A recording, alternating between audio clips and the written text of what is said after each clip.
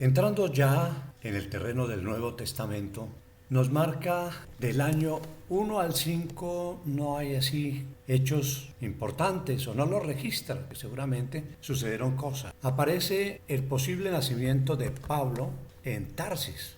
Esto sería entre el año 1 y el 5. En el 26 se destaca la predicación de Juan el Bautista, o sea, indica los comienzos del ministerio de Jesús. En el año 30, viernes 7 de abril para los datos, la muerte de Jesús.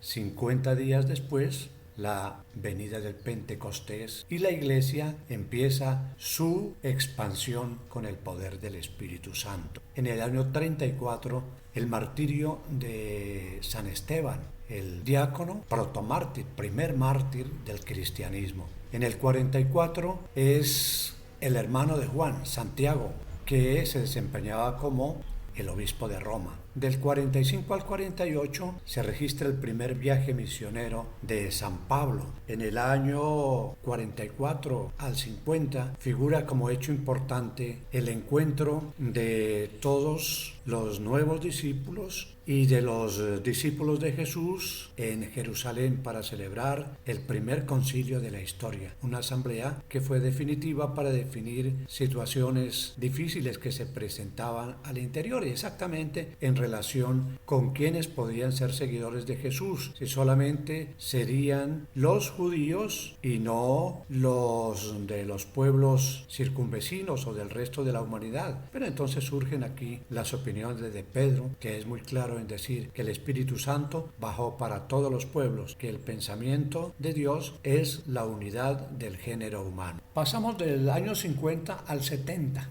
Aparece el primer evangelio que se conoce y la Biblia registra en su relación, como todos los libros, Mateo con el primer evangelio. Sin embargo, estudios surgidos alrededor del siglo XX demuestran con hechos fehacientes que no fue Mateo el primero en escribir un evangelio, sino Marcos. Detalles: Marcos tiene el evangelio más corto, 16 capítulos ante 28 de Mateo. Se dice, por ejemplo, que no podía ser porque Marcos no fue discípulo directo de Jesús, pero en cambio él fue discípulo y muy allegado a Pedro, quien justamente en una de sus cartas lo presenta como su hijo. Además, era sobrino de Bernabé, otro de los grandes discípulos, compañero de Pablo en sus viajes. Como también fue Marcos, acompañó en el primer viaje. Por él hubo una disputa después entre Pablo y Bernabé, a tal punto que se unieron y formaron equipos que se fueron por diferentes latitudes. Pero al final de los días de Pablo, este mismo Juan Marcos de Jerusalén o Marcos fue compañero y discípulo de Pablo. Por tanto, estaba muy centrado, estaba muy metido con la causa de Jesús y conocía la predicación suficientemente, a tal punto que él empieza hablando de evangelio, que se traduce como en buena nueva. La buena nueva, él no dice que es la buena nueva, pero se subentiende que es Jesús la buena nueva, la mejor noticia. Esos son hechos que los vemos más adelante cuando estudiemos los evangelios y podamos robustecer esta información al respecto. Empiezan a aparecer enseguida las epístolas, las de Pablo. Epístola quiere decir carta, las cartas a los tesalonicenses, a los romanos, a los filipenses, a los corintios, a los de Galacia. También aparece la muerte del hermano de Juan, que era el obispo de Jerusalén, ya lo habíamos mencionado. Otras epístolas, la primera de Pedro, aquí aparece que en el 64 fue la aparición del Evangelio de Marcos, pero esto lo rebatimos. Primera epístola de Timoteo por el 65. En el 67 se produce el martirio de San Pedro en Roma.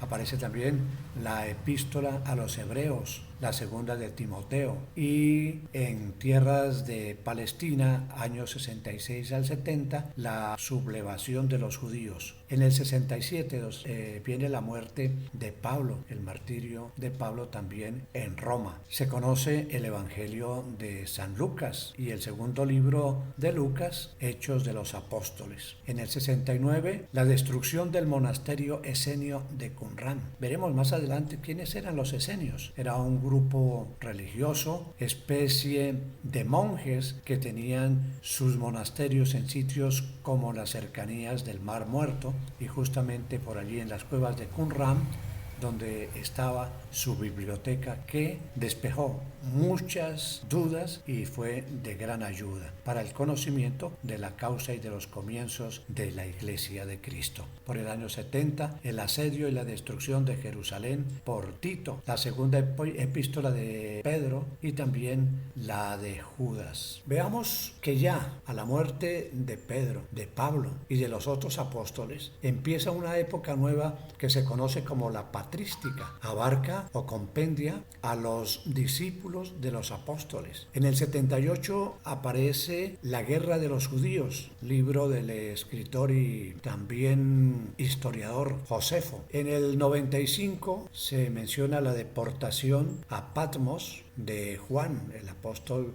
preferido por el Señor bajo el imperio de Domiciano. Y aparece también el Apocalipsis, el Evangelio y las epístolas de Juan. Parece que fue ese tiempo en Patmos propicio para escribir el tema. El de Juan es diferente. Él empieza a emplear la teología y se aparta con sus conceptos que son muy elevados a tal punto que a él se le conoce o se le representa con un águila, el ave que tiene un vuelo más alto. Así era el pensamiento de Juan y marca la diferencia con los otros evangelios llamados sinópticos, que abarcan a Marcos, Lucas y Mateo. Para el año 100 se registra la muerte de Juan, justamente en Éfeso.